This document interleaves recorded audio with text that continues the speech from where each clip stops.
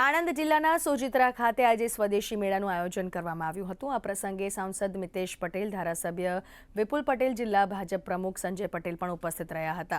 સ્થાનિકોએ પણ સ્વદેશી મેળામાં મોટી સંખ્યામાં હાજરી આપી હતી। સ્વદેશી મેળામાં પ્રધાનમંત્રી નરેન્દ્ર મોદીના સૂત્ર વોકલ ફોર લોકલને સાકાર કરતા સોજિત્રાના સ્થાનિક સખી મેળો અને નાના વેપારીના સ્ટોલ્સ ચાલી રહ્યા છે।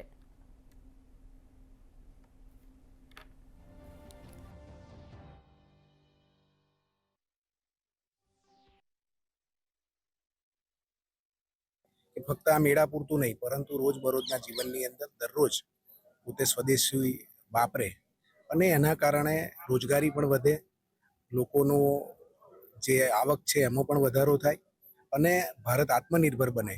અને આત્મનિર્ભર ભારતના સંકલ્પ સાથે પ્રધાનમંત્રી મોદી સાહેબ 2047ની અંદર ભારત વિકસિત બને એ સંકલ્પ સાથે જ્યારે કામ કરે છે, એમાં આ દેશનો એક એક વ્યક્તિ સહકાર આપે એ ભાવ સાથે આજે સ્વદેશી મેળાનું જે આયોજન કરવામાં આવ્યું છે। સંતરામ મંદિરના ગ્રાઉન્ડની અંદર આત્મનિર્ભર ભારત બને એના માટે લોકલ મહિલા ઉદ્યોગ ગૃહોને, લોકલ સ્વયંસેવકોને પ્રોત્સાહન મળે માટે સ્વદેશી મેળાનું આયોજન કર્યું છે।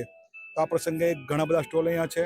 હું બધાને વિનંતી કરું છું કે આવનારા સમયની અંદર ભારતની બનાવેલી વસ્તુ વાપરવા માટે, આત્મનિર્ભર ભારત બનાવવા માટે આપણે સૌએ આપણા દેશની અંદર બનાવેલી વસ્તુ, આપણા દેશની અંદર જે બનતી હોય વસ્તુ, આપણા દેશના લોકોને ઉત્સાહ વધે, વેપારીઓનો ઉત્સાહ વધે, એ માટે સૌને મારી વિનંતી, આગ્રહ છે કે સ્વદેશી વસ્તુ અપનાવો।